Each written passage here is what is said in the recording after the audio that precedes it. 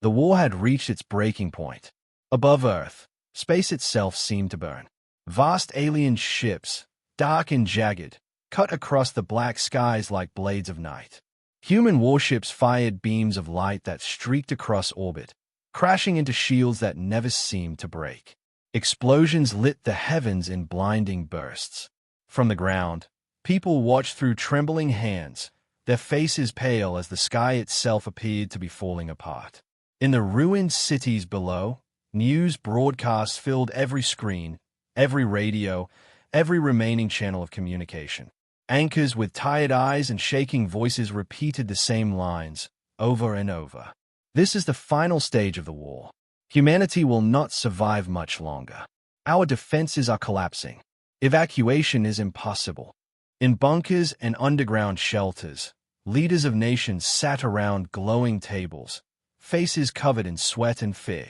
Their voices were hollow, their words empty. They no longer spoke of victory. They spoke only of survival, days, maybe hours, before Earth would finally fall. Soldiers marched through steel corridors, weapons clutched in their hands, preparing to be shipped to the front. Many of them were only 19 or 20, faces still young, hearts still racing with a desperate hope that maybe they would return. Parents clung to their children, whispering promises they didn't believe themselves. In one shelter, a girl asked her father in a trembling voice, "Will we die tomorrow?" The father had no answer.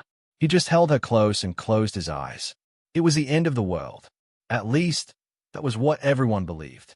But Commander Rourke had seen too many wars to trust appearances. He stood in the command center of Earth's intelligence division, screens glowing around him with battle feed from across the solar system. His dark eyes narrowed as he watched patterns repeat themselves, almost perfectly. Every alien assault came in the same formation. 3 lines of ships, 1 large vessel at the center. Every battle ended the same way. Earth's defenses just barely held out until reinforcements arrived at the last possible second. And every time humanity seemed vulnerable, the enemy pulled back, almost as if by design. It was strange. Too strange. Why would a ruthless enemy fight like this? He whispered to himself, though no one around him seemed to notice. The officers and analysts working at their stations were too focused on the chaos unfolding on the screens. They were exhausted, terrified, desperate to believe the narrative that Earth was only barely clinging to survival. None of them wanted to ask questions, but Rourke couldn't ignore it. He had spent decades studying warfare, human and otherwise. He knew how real enemies fought. They pushed weakness. They struck hard when their opponents stumbled. They didn't retreat at the exact same moment in every battle. Something wasn't right. That night, when the command center grew quiet and most of the staff had collapsed into restless sleep, Rourke made his move. He slid his security card into the main system and accessed files far above his clearance level. His hand shook slightly as he typed in override codes he wasn't supposed to know. The servers unlocked. Endless streams of battle records appeared before him. Videos, transmissions, casualty reports, encrypted files sealed with the highest levels of clearance. He copied them into a hidden drive, his heart pounding louder with every passing second. As he scrolled through the data, his eyes grew sharper. The same images of explosions appeared across different battles. Not similar, identical. The same ship, destroyed in the same way, recorded over and over. Enemy transmissions, supposedly intercepted during combat, carried the same voices, the same words, repeated in perfect rhythm. Artificial, like someone had built them from a machine. The deeper he dug, the colder his skin became. For years, humanity had been told the aliens were merciless, cruel, unstoppable. But where were the alien bodies? Why had no soldier ever touched one with their own hands? Why did every corpse shown on news broadcasts look burned beyond recognition? Impossible to study, impossible to confirm. The question stabbed at him. Had humanity ever actually seen a living alien? He scrolled faster, pulling encrypted data into his drive, sweating as he bypassed layers of security. Each click was louder in his ears than the last. Every second felt like someone was standing behind him, watching, waiting to stop him. And then, a sharp tone echoed through the command center. Rourke froze. The screens around him flickered red. Warnings flashed across the monitors. Unauthorized access detected. Security breach. Alarms erupted, shrill and merciless, shaking the walls. Red lights spun across the room, bathing everything in a pulsing glow. Rourke's breath caught in his throat. He yanked the drive from the console and shoved it into his jacket pocket. His heart hammered so hard he thought his chest would burst. Doors slammed open at the far end of the hall. Armed guards stormed in, their boots pounding against steel floors. Their rifles rose as they shouted, their voices cutting through the alarm. Step away from the console. Hands where we can see them. Rourke's pulse raced. He looked at the screens one last time, at the repeating battles, the identical formations, the fake transmissions, the false corpses. His suspicion was no longer just suspicion. The war was not what it seemed. But now, they knew he had discovered it. The guards advanced. Rourke's hands hovered in the air. His eyes flicked toward the nearest exit. His mind screamed at him to run. The truth was burning inside his chest, too heavy to contain. He had uncovered something terrifying, something impossible, something that could change everything humanity thought it knew about the war. And someone out there would kill to keep it hidden. The alarms would not stop. Red lights pulsed like the heartbeat of some monstrous machine, filling the intelligence center with sharp flashes of color. Commander Rourke stood frozen at the console, his mind racing faster than the shrill sirens. The guards were closing in, rifles raised, their faces hard and unreadable. Hands where we can see them, one barked. Rourke raised his arms slowly, his fingers trembling. In his pocket, the small drive felt like a block of fire against his chest. Every instinct told him they would take it. They would search him, lock him away, and the truth he had just uncovered would vanish forever. But then a new voice thundered over the chaos. Stand down. The guards halted mid-step. Their weapons wavered, but they obeyed. Out of the shadows came Colonel Vayner, Rourke's direct superior, his uniform pressed and spotless despite the panic all around. His eyes, cold, sharp, unblinking, locked onto Rourke with a weight that felt like iron pressing against his ribs. This man is under my authority, Vayner said firmly. I'll deal with him. The guards exchanged uncertain glances, then lowered their weapons. Without another word, they marched out, leaving the room echoing with only alarms and Rourke's pounding heartbeat. Vayner approached slowly, his boots striking the floor in deliberate steps. What were you looking for, Commander? He asked, voice calm, almost casual. Rourke swallowed, forcing his face into something steady. Patterns, he said. Something wasn't adding up. Vayner's mouth twitched, a faint shadow of a smile. And what did you find? For a long moment, Rourke didn't answer. The drive burned in his pocket, heavy with secrets. He wanted to shout the truth, to demand an explanation, but the weight of Vayner's gaze warned him otherwise. Nothing, Rourke finally muttered. Just noise in the data. Vayner studied him for a few seconds that felt like hours. Then he leaned close, his voice dropping to a whisper only Rourke could hear.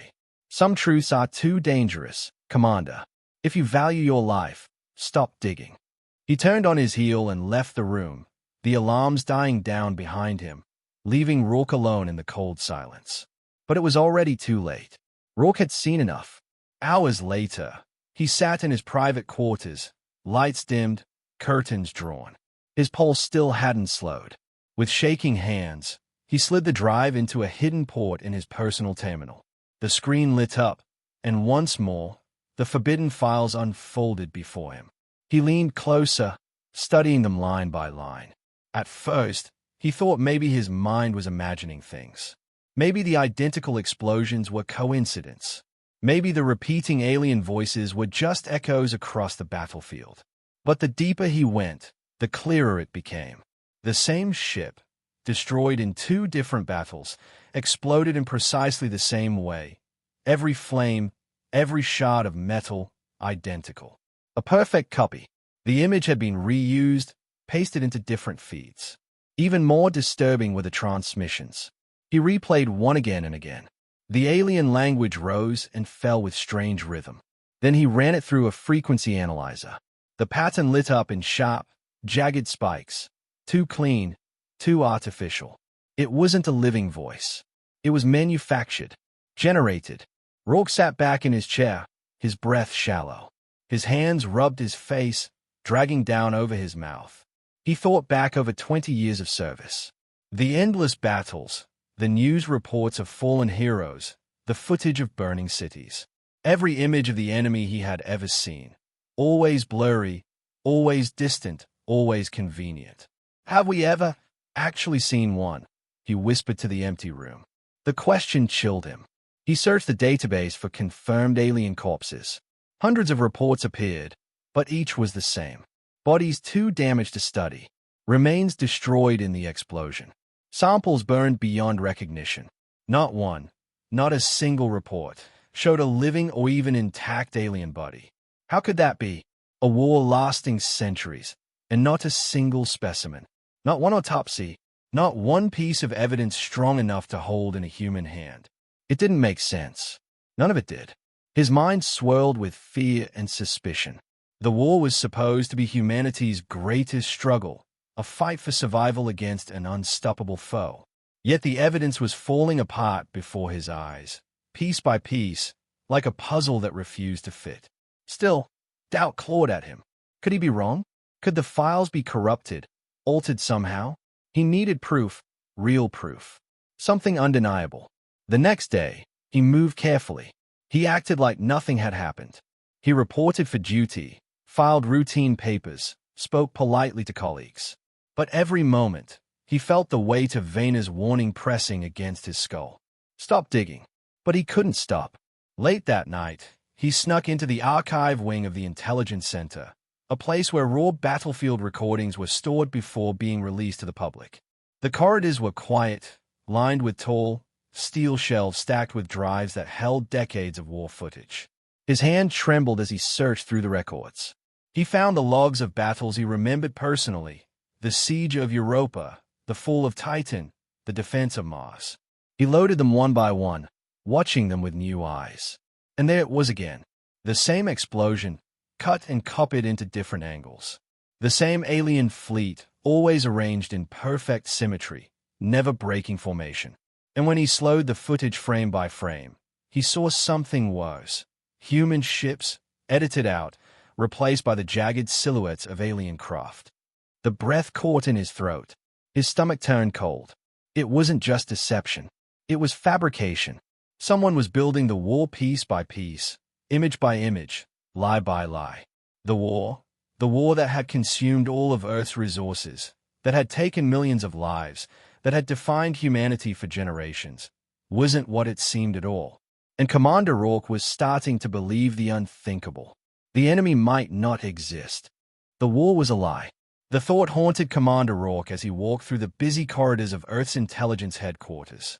Around him, officers shouted into headsets, technicians updated glowing screens with casualty numbers, and messengers hurried past carrying sealed reports.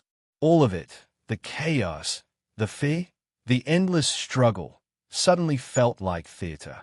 Every face looked the same as it had yesterday. But to Rourke, the world was different now. He carried the secret inside him like a live grenade, ready to explode at the smallest wrong step. He had seen too much. The repeated footage, the artificial voices, the vanished bodies. It was undeniable now. This war was built on lies. But lies that massive couldn't come from nowhere. Somewhere, someone was controlling the illusion, and Rourke intended to find them. The first clue came in the form of transport logs. Buried deep in the archives, he found records of supply convoys supposedly bound for the front lines. But their flight paths ended in silence. Not near battlefields, not near colonies, but in empty space near Earth's moon. Rourke traced the logs again and again. Same ships, same destination, always vanishing into the same blank coordinates. Why would critical supplies disappear before reaching the war zone? The answer gnawed at him. That night, under the cover of darkness, Rourke left the safety of Earth's main base. He boarded a maintenance shuttle, an old, battered craft used to ferry parts between orbital stations. Officially, he was inspecting damaged satellites. In reality, he followed the ghost trail of those vanished convoys. Hours passed in silence as the shuttle drifted through the black void. Stars stretched endlessly around him. Earth glowed behind, half hidden in shadow. Ahead, the moon loomed larger and larger. And then he saw it. At first, it looked like nothing, just darkness against darkness. But as his shuttle drew closer, shapes emerged from a void. Massive doors built into the shadowed side of the moon. A hidden facility, carved into craters and rock, invisible from the surface. He slowed the shuttle, his breath catching in his throat. Hundreds of ships hovered near the entrance, painted in dull gray, their lights off, silent and waiting. They weren't alien. They were human. The transports had not been delivering supplies to the front. They had been coming here. He maneuvered closer, keeping the shuttle dark, mimicking a drifting rock. With careful precision, he latched onto the underside of a supply craft entering the bay. The massive doors opened, swallowing them whole. For a moment, darkness consumed him. Then the shuttle slid into light. Rourke's eyes widened. The facility stretched out in all directions, larger than any city on Earth. Rows of colossal screens displayed alien battle footage. Holographic projectors shimmered with images of fleets and explosions. Engineers worked at control stations, adjusting simulations, layering effects, crafting scenes of war that millions of people believed were real. The war wasn't being fought out there in space. It was being manufactured here, inside the moon. But the worst was still to come. Guided by shadows, Rourke crept along catwalks and service tunnels, his boots silent against the steel floors. He moved deeper into the heart of the facility, each step dragging him further into the truth he wasn't sure he wanted. In a massive chamber, he stopped cold. Rows of pods lined the walls, glowing faintly blue. Inside each pod sat a human pilot, their bodies strapped into exosuits, their eyes covered by neural visors. Cables snaked from their helmets into towering machines. On the central display above them, fleets of jagged alien ships moved in formation. Every tilt, every maneuver, matched the subtle movements of the human pilots below. Rourke's chest tightened. The alien ships were not alien at all. They were being flown by humans, puppeteered through simulations, dressed up with holograms and distortion. The enemy was nothing more than humanity's own pilots, hidden in machines, waging battles that never truly existed.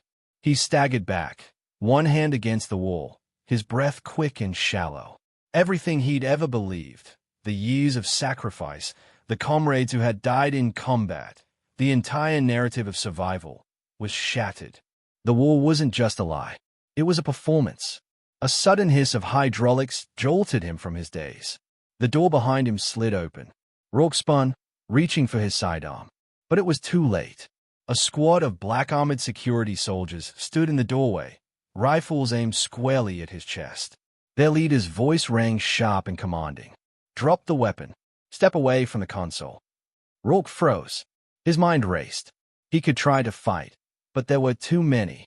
He could run, but the corridor was sealed. Slowly, he lowered the pistol, the weight of the truth heavier than any weapon. The soldiers advanced, their boots echoing in perfect rhythm. They bound his hands behind his back, the cold bite of restraint snapping tight around his wrists. As they marched him down the long corridor, Rourke's eyes darted across the facility one last time. The giant screens of fake battles, the endless pods of pilots, the engineers spinning illusions for an entire planet. He had found the heart of the deception, and now, the architects of that deception had found him.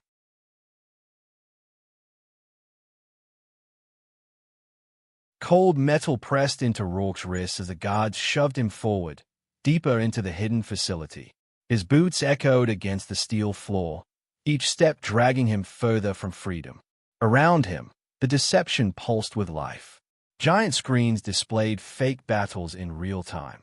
Ships exploding, fleets clashing, flames scattering across the void. Engineers sat at control panels, layering effects, manipulating simulations, weaving the illusion of war with precise hands. None of them looked up as the guards pushed Rourke through.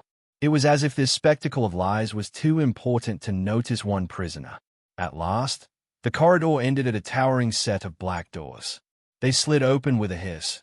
revealing a chamber unlike anything Rourke had ever seen. The room was vast, lit by a circle of pale lights above. A long table of polished steel stretched across the center. At the far end stood a single man, tall, lean, his uniform darker than the shadows behind him. His hair was silver, his eyes sharp and calculating. "Commander Rourke," the man said, his voice calm, measured, with no trace of surprise. "You've been busy." The guard shoved Rourke into a chair before the table. His restraints bit into his skin as he straightened, glaring at the man. "Who are you?" Rourke demanded. The man stepped closer, his boots clicking softly against the steel floor. "Direct to Kale," he said simply. "You could call me the Architect." The title sank into Rourke's bones like ice. "You built this?" Rourke whispered. "All of it. The fake battles. The broadcasts. The entire war." Kale studied him with eyes that betrayed neither pride nor shame. "Yes." Rourke's fists clenched. "Why? Why deceive billions of people? Why waste generations in fear?" For the first time, Kale's expression shifted, a flicker of something that might have been pity. He sat across from Rourke, folding his hands neatly on the table. "Do you remember history, Commander? Before the war, nations devouring each other, endless conflict over land, resources, faith. Humanity was eating itself alive. In 2 centuries, we killed more of our own than any alien ever could." Rourke's jaw tightened. "And you thought the answer was to invent an enemy." Kale's voice was steady, almost gentle.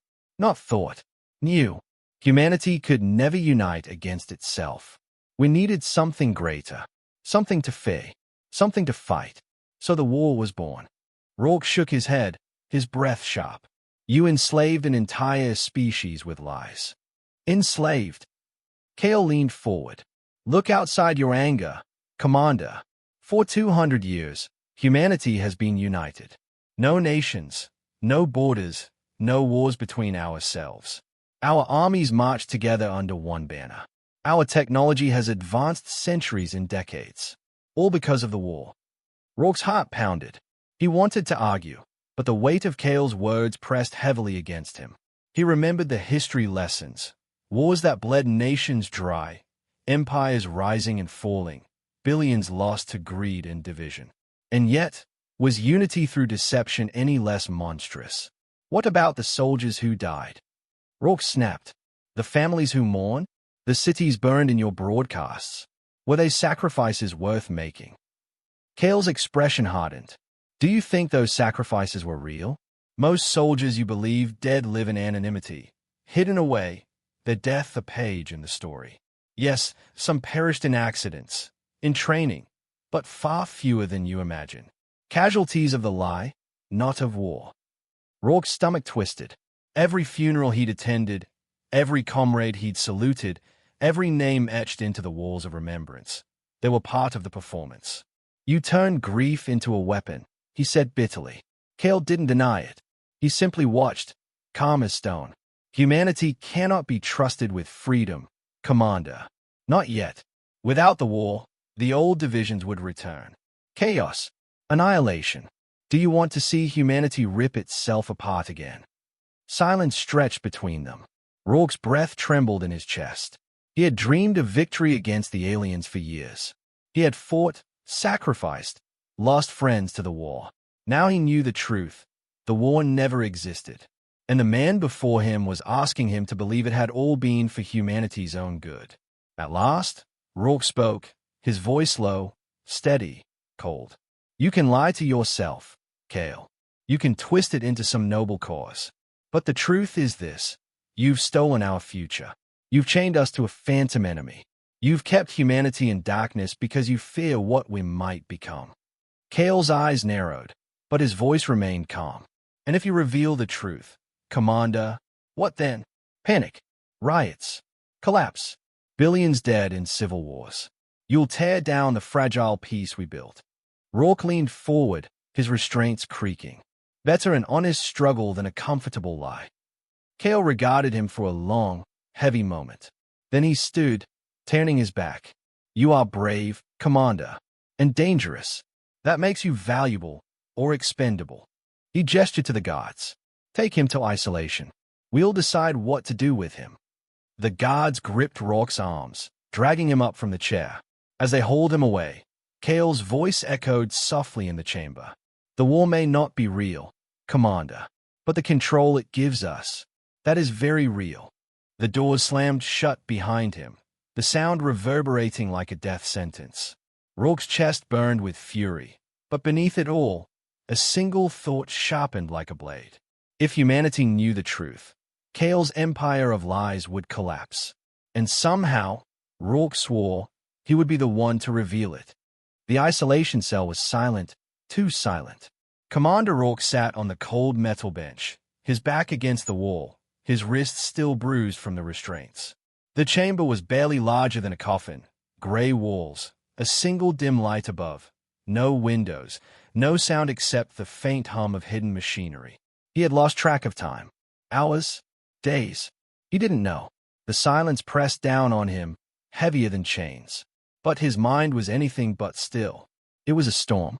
Kale's words echoed over and over. Without the war, humanity would have destroyed itself. With the war, we are united. Rourke wanted to spit at the thought. The war was a lie, a shadow play. Billions have been chained to fear, told to sacrifice, told to obey, all for nothing. And yet, he thought of the history books, the endless wars before the so-called alien invasion. Nations devouring nations, neighbors turning on neighbors, rivers of blood spilled for borders and pride. Was Kale wrong to say that humanity had only survived because of this illusion? Rourke's chest tightened. He hated himself for even considering it. But if he revealed the truth, what would happen? Would humanity cheer, grateful to be freed? Or would the world collapse, screaming into chaos, tearing itself apart in fury? The weight of that question crushed him like stone. The cell door hissed open. 2 guards stepped aside, and Kale himself entered, calm as ever, his black uniform pristine. "Commander," he said, his voice smooth, "have you come to your senses?" Rourke glared at him, his jaw tight. "You can lock me up, Kale, but the truth doesn't vanish. Lies rot from the inside. One day, people will see through them." Kale studied him for a moment, then slowly sat across from him. The guards remained at the door, silent statues. "Tell me, Rourke," Kale said softly, "what would you do, if given the choice? Would you expose everything you've seen? Would you show humanity the truth of its existence? Think carefully. Billions of lives hang on your answer." Rourke clenched his fists. "The truth belongs to the people. You don't get to decide what humanity knows." Kale leaned closer, his voice sharpening. "And if the truth destroys them? If the collapse kills more than any alien invasion ever could? Would you still call it justice?" The words pierced Rourke's chest like knives. He wanted to answer instantly, but his voice caught. He saw visions in his mind, riots tearing through cities, governments falling overnight, soldiers throwing down their weapons, families screaming in betrayal. Could humanity survive that kind of shock?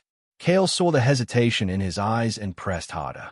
"You call me a tyrant, Commander, but what is tyranny compared to extinction? What is deception compared to peace? You see chains. I see stability, and history will prove me right." Rourke's voice came low, bitter. "You're not protecting humanity, Kale. You're controlling it. You've stolen our freedom, our future, our right to choose. We are not children. We deserve to know." Kale leaned back, a thin smile on his lips. "Idealism, noble and dangerous. You think people will rise to greatness when freed. I think they will devour each other. Perhaps one of us is wrong.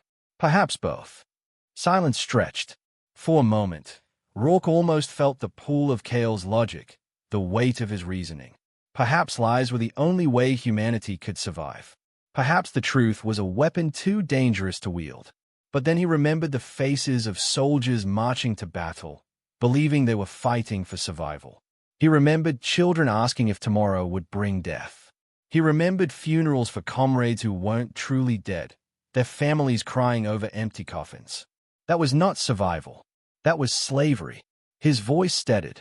If humanity cannot survive the truth, then it doesn't deserve to survive at all. Kale's smile faded. For the first time, his calm mask cracked, revealing a shadow of anger beneath. Careful, Commander. You walk a dangerous path. Good, Rourke said coldly. Because I intend to finish it. The guards seized him, dragging him to his feet. Kale stood, smoothing the sleeve of his uniform. You think you can save them, Kale said. But if you tear down this system, you will unleash chaos on a scale you cannot imagine. Remember that. If you survive long enough to see the consequences. The door slammed shut, leaving Rourke in silence once more. But this time, his heart was no longer torn. The doubt still whispered at the edges of his mind, but his resolve had hardened into steel. He would expose the lie, no matter the cost. That night, when the guards left him unchained for a brief moment, Rourke made his move. With a hidden pin from his boot, he bypassed the lock on the restraints. With precise timing, he slipped into the corridors during a shift change, blending into the shadows. Every step was risk. Every hallway could mean death. But the drive hidden in his uniform still carried the proof. The repeating footage, the fake transmissions, the pilots flying alien ships. He would find a way to send it out, to show the world. Even if it meant the collapse of everything humanity had built, he would give them the truth. And as he moved through the moon's hidden facility, his heart whispered the same vow, over and over. Better an honest struggle than a comfortable lie. The corridors of the hidden lunar facility pulsed with dim emergency lights. Shadows stretched across steel walls, broken only by the hum of machinery deep within the complex. Commander Rourke moved silently through them, his stolen access card clutched in one hand, the drive of forbidden data hidden against his chest. Every corner was danger. Every sound could mean discovery. He had slipped past 2 patrols already, using service tunnels and blind angles of cameras. But the facility was vast, and he knew he couldn't hide forever. The only hope was escape, out into space, back to Earth, and into the world's networks before Kale realized how far he had gone. His boots whispered against the floor as he ducked into an observation bay. Through the glass wall, he saw the heart of the deception again. Giant screens blazed with real-time war footage, fleets clashing in brilliant explosions. Engineers calmly adjusted holograms, feeding billions of people the same lie. Rourke's jaw tightened. Every second wasted here meant another live broadcast to the world. He pressed forward. At last, he reached the docking bay. Rows of sleek shuttles waited in silence, each marked with Earth's crest. They were the same ships that had delivered supplies to the front lines, supplies that had never gone anywhere but here. Rourke tapped his stolen card against the scanner. For a moment, the light blinked red. His breath caught in his throat. Then it turned green, and the shuttle's hatch hissed open. He slipped inside, heart pounding, and powered up the controls. The engines roared to life with a low hum, vibrating through his bones. He guided the craft toward the launch doors, praying the system wouldn't trigger alarms. For a heartbeat, it seemed he would make it. Then the voice came. Commander Rourke. Kale's words filled the shuttle. His voice carried across comm channels like a knife through the dark. Calm, steady, unshaken. Did you truly believe you could walk away with the truth? Rourke's hands clenched on the controls. The world deserves to know. Kale sighed, almost sadly. Then you will destroy the world. Remember this when the fires begin. Remember it was your hand that lit them. The launch doors groaned open, revealing the endless black of space. Rourke ignored the warning in Kale's tone. He pushed the throttle forward, and the shuttle burst free of the lunar hangar. Hours later, Earth loomed ahead, blue and fragile against the void. Rourke's shuttle cut through the atmosphere, flames licking against its hull. He guided it toward the surface, his eyes burning with determination. There was no going back now. He landed in a hidden sector near the old ruins of New York, where fragments of the past still crumbled into dust. The city was empty, a skeleton of humanity's former chaos. Perfect for what he needed. He set up a terminal among the ruins, connecting the drive to a stolen uplink. The files flickered onto the screen. The repeating footage, the fake alien voices, the human pilots controlling enemy ships. Every piece of proof was enough to shatter the illusion forever. His fingers flew across the keys, sending the data to hidden networks, resistance channels, black market feeds. Hackers across the globe picked it up, spreading it like wildfire. Within hours, the world began to stay. At first, people refused to believe it. News anchors dismissed the files as fabrications, enemy tricks meant to divide humanity. Officials declared it disinformation, a threat to unity. But then scientists dissected the transmissions and confirmed the voices were artificial. Analysts slowed the battle footage and exposed the repeated explosions. Engineers traced the holographic signals back to the lunar facility itself. The lie cracked, and once it cracked, it shattered. All across the world, people rose in fury. Crowds stormed government buildings. Soldiers laid down their weapons, demanding answers. Families who had buried loved ones screamed for justice. Protests turned to riots. Cities burned. For the first time in centuries, humanity was not united in fear of aliens, but divided in rage against its own leaders. Rourke watched the chaos unfold on flickering screens in his hideout. His heart twisted. This was what Kale had warned him about. Collapse. Panic. The return of old divisions. Had he doomed humanity, or had he freed it? He didn't know. But one truth remained. The lie was dead. As fires spread across Earth's cities, a broadcast cut through the noise. Kale's voice, cold and calm, filled every screen. Humanity, he said, you have been deceived. Yes, but the deception kept you alive. Without it, you will fall. Already, you tear at each other like the savages of the past. Do you not see? The war united you. Without it, you will destroy yourselves. Rourke stood in the ruins, fists clenched, teeth bared. No, he whispered. They'll rise. They have to rise. But even as he spoke, he knew the world was teetering on the edge. Unity built on lies had collapsed. Freedom built on truth was burning. And the choice between survival and destruction was no longer his to make. The world was burning. Cities glowed red against the night as protests roared into riots. Governments fractured, leaders vanished into hiding, and soldiers abandoned their posts. The war that had never been real had left scars deeper than any true invasion. Commander Rourke stood in the ruins of the old city, his face lit by the flicker of fires across the horizon. The truth was out. Billions knew the war had been a lie. But instead of celebration, there was fury, confusion, betrayal. He had freed them, but at what cost? Static crackled on the terminal he had used to spread the truth. At first, he thought it was interference. Then he heard it, a faint, rhythmic pulse. A signal.